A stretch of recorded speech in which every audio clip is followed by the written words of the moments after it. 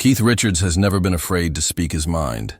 The legendary Rolling Stones guitarist, known for his gritty riffs and rebellious spirit, has always had a sharp tongue to match his musical genius. Over the decades, he's given countless interviews that not only defined his image, but also shook up the music world. While many rock stars carefully guard their opinions, Keith has done the opposite, calling it like he sees it, no matter who's listening. And one thing Keith Richards has never hidden is his disdain for certain musicians. Despite being one of rock's most respected figures, he's been brutally honest about the artists he couldn't stand, the ones he thought were overrated, boring, or just missing the soul he believes music should have. These aren't casual critiques either. When Keith Richards doesn't like something, he makes it known with words that cut deep, sometimes sparking decades of debate. Today, we look at three musicians Keith Richards openly admitted he hated with passion, from calling the Beatles' most famous album a load of rubbish, to dismissing Led Zeppelin as hollow, to labeling Jerry Garcia and the Grateful Dead as boring. Richards' biting words left fans stunned and fellow musicians furious.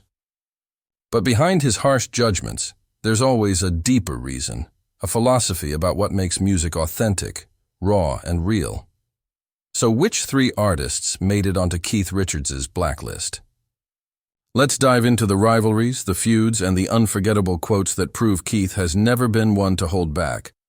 Number 1, Led Zeppelin. If there was ever a band that defined excess in rock and roll, it was Led Zeppelin. Known for their thunderous sound, epic stage performances, and wild lifestyles, Zeppelin embodied the very spirit of 1970s rock stardom. But for Keith Richards, this wasn't something to admire. It was something to roll his eyes at.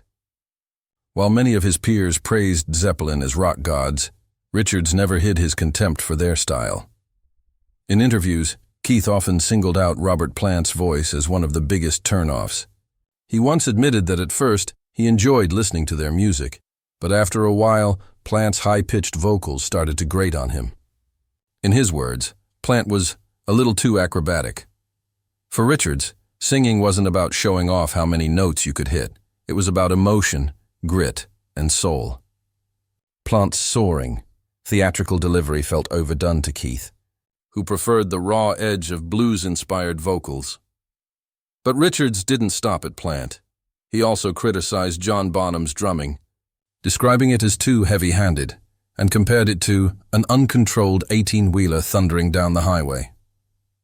To Richards, the Stones' rhythm section, anchored by Charlie Watts, was about groove and restraint, not overpowering volume. Zeppelin's explosive sound simply didn't align with his philosophy of what made great rock and roll. Interestingly, Richards did make an exception for Jimmy Page, Zeppelin's legendary guitarist. He openly admired Page's skill and even praised his creativity. But even then, Keith argued that Page's brilliance was often buried under the band's excessive production and self-indulgent performances. "It's hollow," Richards once said of Zeppelin's sound, suggesting that beneath all the spectacle, the heart and soul of the music were missing. Fans of both bands often debated Richards's harsh opinions, especially since the Rolling Stones and Led Zeppelin were two of the biggest names in rock during the same era. Some saw his comments as jealousy or rivalry, while others believed Keith was simply sticking to his principles. For Richards, rock music was rooted in simplicity, in the blues, in rhythm, in storytelling. Anything that strayed too far from that risked becoming pretentious in his eyes. Led Zeppelin, of course, had legions of fans who saw them as innovators, pioneers who blended hard rock with folk, blues, and mysticism. But for Keith Richards, their music felt bloated and artificial. He often hinted that their approach was more about spectacle than substance. And while his words stung Zeppelin fans, they were perfectly in line with Keith's lifelong reputation for brutal honesty. The irony, of course, is that both Led Zeppelin and the Rolling Stones are now considered cornerstones of classic rock history. They shared stages, fans, and even some mutual respect among band members.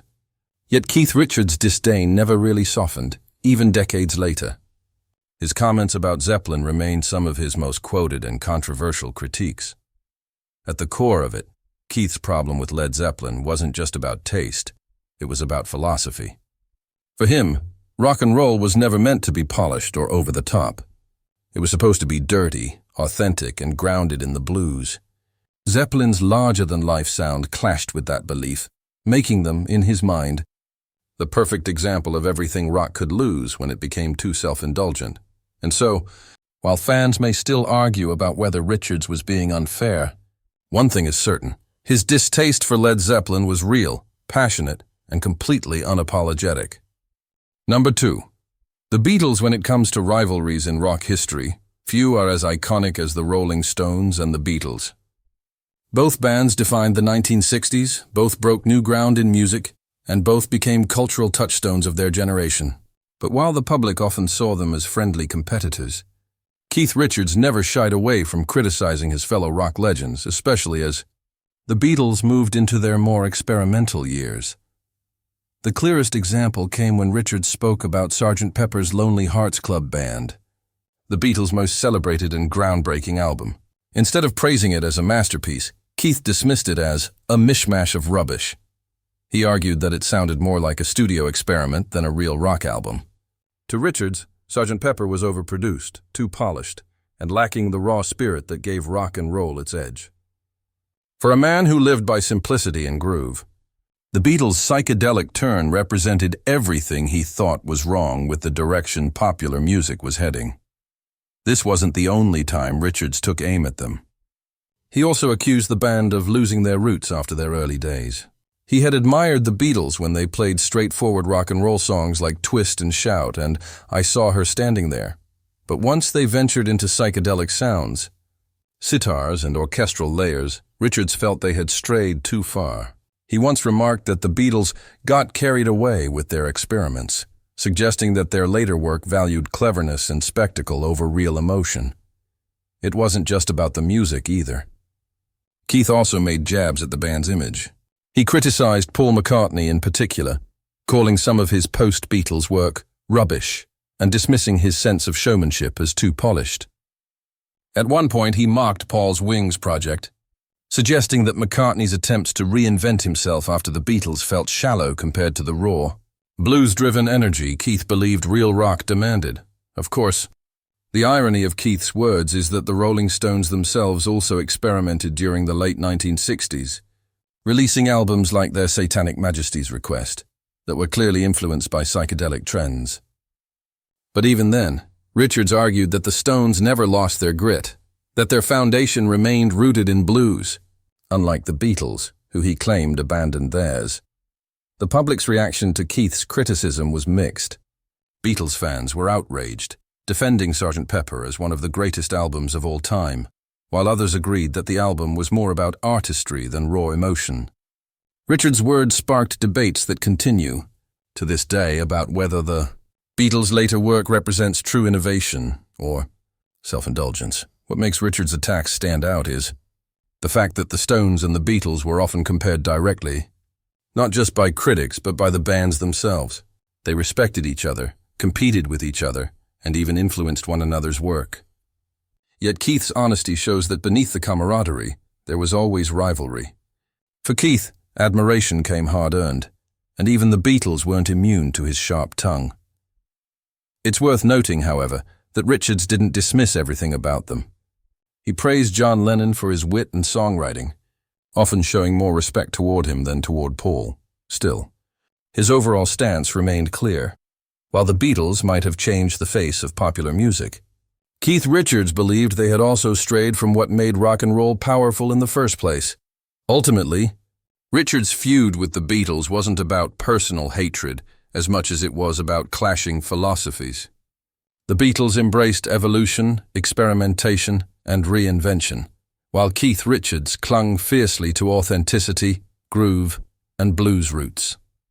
In his eyes, the two approaches couldn't have been further apart, and so, when Keith Richards dismissed Sgt. Pepper as rubbish, he wasn't just insulting an album, he was challenging the very idea of what rock and roll should be. Number 3. The Grateful Dead. If Keith Richards had strong opinions about Led Zeppelin and the Beatles, his views on the Grateful Dead were even more cutting. To Keith, the Dead represented everything he didn't want in music: long, meandering jams, an almost endless fixation on improvisation, and a performance style that often felt, for him, lazy rather than inspired. In one interview, Richards flat out dismissed the Grateful Dead as poodling about for hours and hours. He didn't stop there. He singled out Jerry Garcia himself, calling him boring. For fans who adored Garcia's ability to lose himself in extended guitar solos, Keith's words were brutal. But for Richards, those very solos were the problem. He saw them as indulgent, directionless, and lacking the fire that defined real rock and roll. To understand Keith's disdain, you have to look at the differences in musical philosophy. The Rolling Stones, despite their own wild reputation, always kept their songs tight and focused. Even in their longest jams, there was structure, rhythm, and an emphasis on the blues. The Grateful Dead, on the other hand, thrived on unpredictability. Their concerts could stretch on for hours, with songs transforming into sprawling improvisations that blurred the line between structure and chaos. Fans loved the journey, but to Richards, it sounded like self-indulgence rather than true artistry. It wasn't just about the music either. Richards often poked fun at the Dead's culture, the sprawling fan base known as Deadheads, the hippie aesthetics, and the almost cult-like devotion to Garcia's every note. To Keith, it all seemed like an elaborate cover for weak performances. While the Stones were known for raw energy and precision, the Dead leaned into looseness, and that to Keith was unforgivable. That said, Richards wasn't completely dismissive of everything about the Dead. He did acknowledge that the band had talent, and that Garcia himself was a capable player. But he simply couldn't reconcile their approach with what he valued in music. He wanted power, grit, and emotional punch. The Dead's endless jams felt, in his words, like boring shit. The irony is that Richards and Garcia both came from the same core influence, the blues. Both men adored early American blues musicians, both sought authenticity in their playing, and both became legends in their own right. Yet their paths diverged in how they channeled those influences. Richards stayed close to the roots, keeping his riffs sharp, his songs focused, and his performances tight. Garcia, meanwhile, used the blues as a springboard for experimentation, taking his audience on long, winding journeys that could never be repeated the same way twice. For fans of the Grateful Dead, Richards' criticism came off as narrow-minded. Many argued that Garcia's genius lay in his ability to stretch the boundaries of rock, to explore new territories that no other mainstream band dared to enter. To them, Richards' words were less about truth and more about his personal taste. But to Keith, taste and truth were the same thing. If the music didn't move him, it simply wasn't worth his time. What makes Richards' critique of the Grateful Dead so fascinating is how consistent it is with his worldview. Throughout his career, he's defended the simplicity and soul of rock and roll against what he sees as pretentiousness. Just as he dismissed the Beatles for being too clever and Led Zeppelin for being too hollow, he rejected the Dead for being too indulgent. In each case, the crime was the same: abandoning the raw essence of rock. And so Keith Richards' feud with the Grateful Dead stands as one more example of his brutally honest philosophy. He doesn't care about trends, fan bases, or legacies. He cares about the heart of the music, and in his eyes, the Dead, despite their legendary status, missed that mark completely. To this day, Richards' comments about Jerry Garcia remain some of his harshest, and perhaps his most controversial. But love him or hate him, Keith has always made one thing clear. When it comes to music, he'll never pretend to like something he doesn't.